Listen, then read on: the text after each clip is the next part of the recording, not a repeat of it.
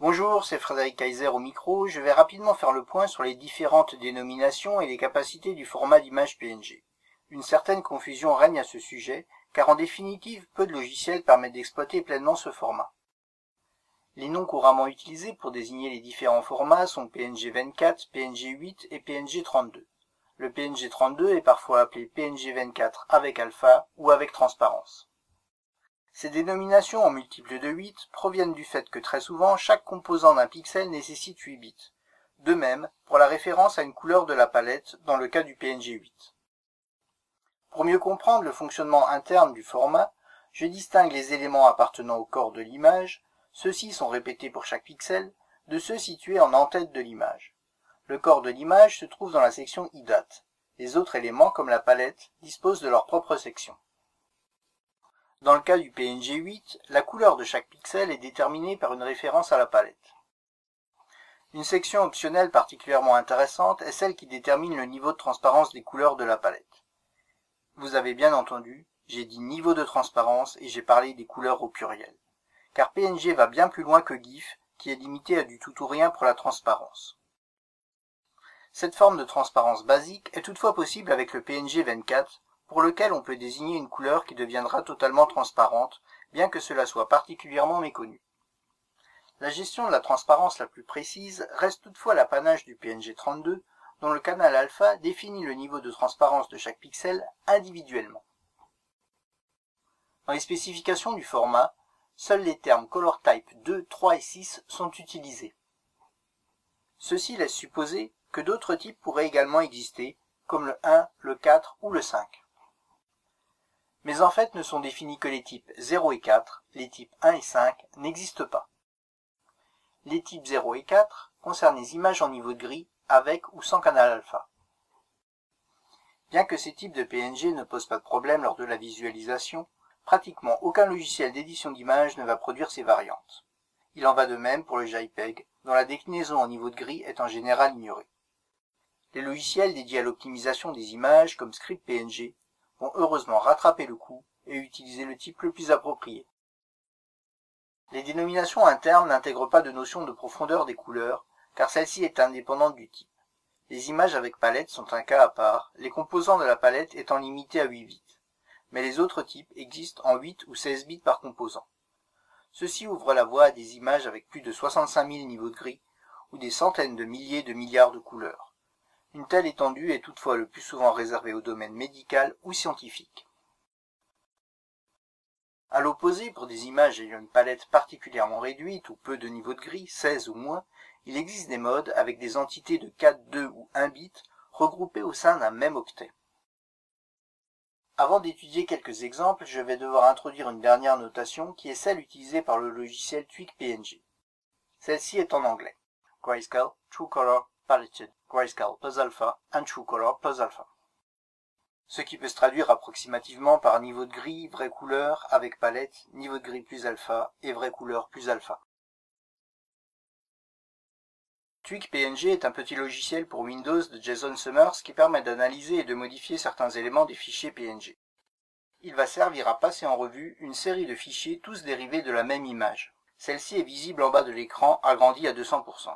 L'image en elle-même étant issue d'une photographie, il conviendrait plutôt d'utiliser le format JPEG ou WebP dans certains cas, mais ici, elle va nous servir à explorer les limites du format PNG. Les images PNG sont constituées de plusieurs sections, appelées chunks en anglais. IHDR, l'entête, contient les dimensions, le type et la profondeur de l'image. IDAT contient le corps de l'image, dont chaque ligne a subi une transformation plus ou moins complexe, appelée filtre, avant d'être compressée avec l'algorithme Deflate. END marque simplement la fin de l'image. Ce premier exemple est de type True Color. Chaque pixel de l'image est donc directement décrit par la valeur de ses composants, rouge, vert et bleu. Cette fois, l'image est basée sur une palette. Elle contient donc une nouvelle section, PLTE, qui définit jusqu'à 256 couleurs utilisables dans l'image. On note une dégradation de l'aspect de celle-ci par l'apparition d'un grain ou d'effets de bande assez marqués. Avec une palette réduite à 16 couleurs, il devient possible de regrouper 2 pixels dans un même octet, car 4 bits sont suffisants pour distinguer 16 valeurs. Cela permet de réduire la taille brute de l'image avant compression. Toutefois, l'algorithme de compression utilisé par PNG n'apprécie pas toujours ce regroupement. Ici, la taille du fichier est de 7533 octets, mais s'il est enregistré sans effectuer le regroupement, l'image une fois compressée devient plus petite. Ici, 7001 octets. Ceci n'est pas le cas pour toutes les images, mais cette éventualité est testée par les bons outils d'optimisation. Avec PNG, une image en niveau de gris peut s'affranchir de toute palette, contrairement à GIF. Il est bien entendu possible de reproduire ce comportement, mais la présence même de la palette va alourdir le fichier. De plus, si les couleurs au sein de la palette ne sont pas bien triées, la compression risque de sérieusement en pâtir, comme c'est le cas ici. Les images en niveau de gris avec uniquement 4 bits par échantillon sont un peu particulières. Les 16 niveaux de gris sont en effet uniformément répartis.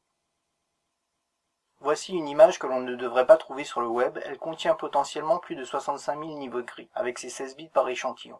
Mais les écrans classiques sont incapables de reproduire une telle précision, et le poids du fichier s'en ressent particulièrement. La transparence est un des points forts du format PNG. Malheureusement, Internet Explorer 6, lui, l'a géré de manière assez catastrophique dès que l'on sortait du tout ou rien comme le GIF. Heureusement, la version 7 corrige ces défauts, et la version 6 représente désormais moins d'1% des navigateurs en usage en Europe. En vraie couleur avec Canal Alpha, on dispose de la qualité maximale pour l'image, mais le fichier est d'une taille assez conséquente. La solution la plus radicale pour réduire un tel fichier serait d'utiliser non plus PNG, mais WebP de Google qui permet de combiner la compression destructive, un peu comme le JPEG, avec un canal alpha. Malheureusement, ce format n'est pas reconnu par tous les navigateurs. Une autre solution envisageable, si une image supporte la transformation, est d'utiliser une palette et d'exploiter la section TRNS pour déclarer plusieurs couleurs, ici 137 sur 256, plus ou moins transparentes. Un des problèmes avec ce type d'image est d'arriver à le produire, car Adobe Photoshop ne sait pas le faire contrairement à son cousin Fireworks. Image Alpha pour OS X est spécialement dédié à cette tâche. Le service en ligne TinyPNG le propose également. Si vous voulez bidouiller votre propre code pour le faire, PNG Ground s'offre à vous. C'est l'auteur d'Image Alpha qui a repris les rênes de ce projet. Si l'on ne connaît que Photoshop et Internet Explorer 6 ou que l'on ignore tout des spécifications du format PNG, on peut bien sûr en rester éternellement à ça, une couleur totalement transparente comme GIF. On passe également à côté de ceci, une image en millions de couleurs dont une est déclarée transparente.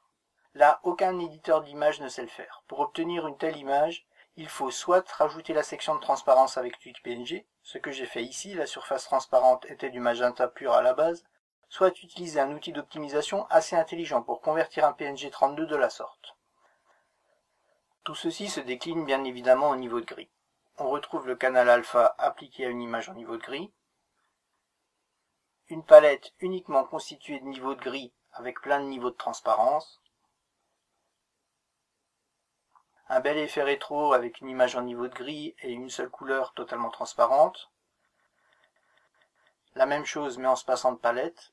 Là, il faut tout de même qu'un des niveaux de gris soit disponible ou s'arranger pour le libérer. Voilà, c'est ici que se termine ce petit tour d'horizon des réelles capacités du format PNG.